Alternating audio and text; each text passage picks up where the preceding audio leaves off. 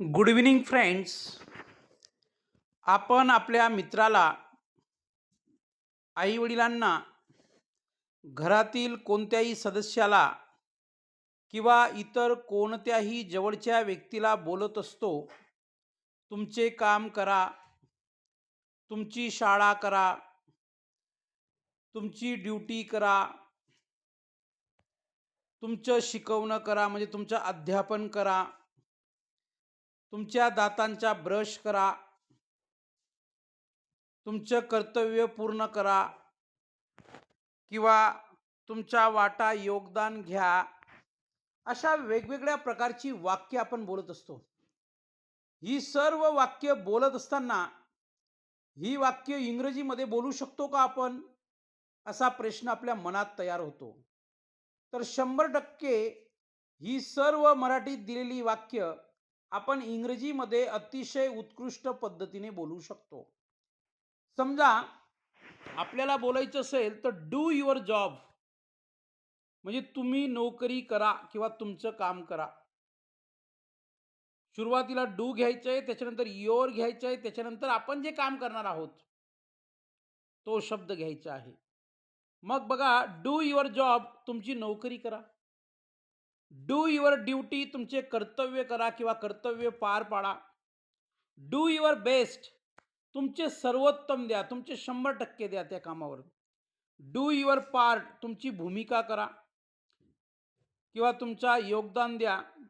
Do your homework तुमचा गृहपाठ करा. एक शिक्षक असून आपण जेव्हा वर्गात मुलांना सूचना करतो तेव्हा विद्यार्थ्यांना आपण बोलू शकतो, डू युअर होमवर्क तुमचा गृहपाठ करा.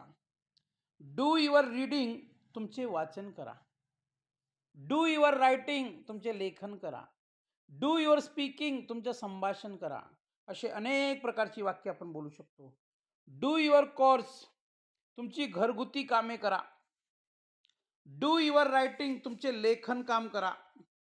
Do your resource do your research तुमचे संशोधन करा. डू युअर प्रेयर्स तुमची प्रार्थना करा. डू युअर सिंगिंग तुमचे गायन करा. डू युअर एक्सरसाइज तुमचा व्यायाम करा. डू युअर पॅकिंग तुमची पॅकिंग करा. म्हणजे सहज आपण अशी वाक्य इंग्रजीमध्ये बोलू शकतो आणि आपण एखाद्याला सांगू शकतो, तुम्ही तुमचं काम करा, तुम्ही तुमची ड्युटी करा, तुम्ही तुमची जबाबदारी पूर्ण करा. अशा वेगवेगळ्या प्रकारची वाक्य आपण बोलू शकतो.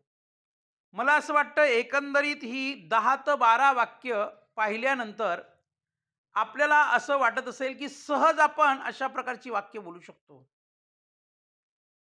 मला माझा मित्र म्हणू शकतो, डू युअर वर्क तुमचं काम करा. डू युअर जॉब तुमची नोकरी करा. डू युअर ड्युटी तुमचं कर्तव्य करा. डू युअर रिस्पॉन्सिबिलिटी तुमची जबाबदारी पूर्ण करा. Many sentences we can speak by this way. अनेक वाक्य आपण बोलू शकतो. तर एकंदरीत ही सर्व वाक्य आपल्याला समजले असतील असं गृहीत धरतो. पण अशी वाक्य बोलण्यासाठी पॅटर्न काय वापरायचं आहे? सुरुवातीला डू घ्यायचं आहे, त्याच्यानंतर युअर घ्यायचं आहे आणि त्याच्यानंतर आपलं जे काही काम आहे त्या कामाशी संबंधित त्या शब्दाचा इंग्रजी शब्द काय आहे हे आपल्याला घ्यायचं आहे. निश्चितच आपल्याला हे लक्षात आलं असेल. पुन्हा 10-5 वाक्य बघू. बघा, पुन्हा अशाच प्रकारची वाक्य आपल्यासाठी आहेत. अतिशय सोपी आहेत, सुंदर आहेत, सहज आपण बोलू शकतो. बघा, डू युअर गार्डनिंग तुमची बागकाम करा. डू युअर शॉपिंग तुमची खरेदी करा. डू युअर प्लॅनिंग तुमचे नियोजन करा. डू युअर अकाउंट तुमचे हिशोब लेखा परीक्षण करा.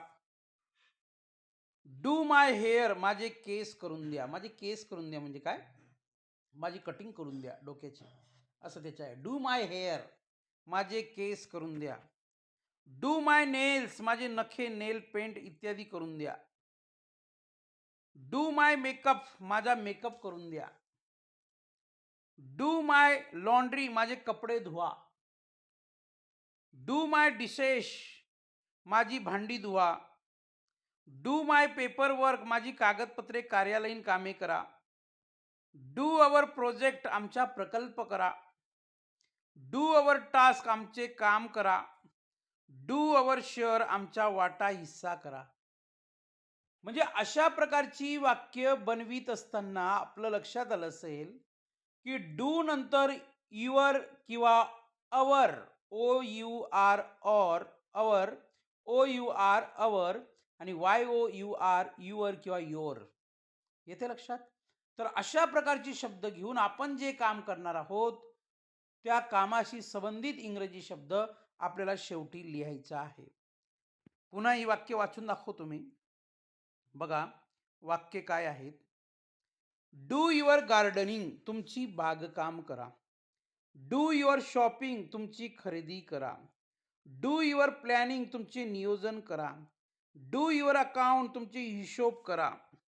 आता बघा या ठिकाणी डू नंतर माय आहे. डू माय हेअर माझे केस करून द्या. डू माय नेल्स माझे नख नेल पेंट करून द्या. डू माय मेकअप माझा मेकअप करून द्या. डू माय लॉन्ड्री माझे कपडे धुवा.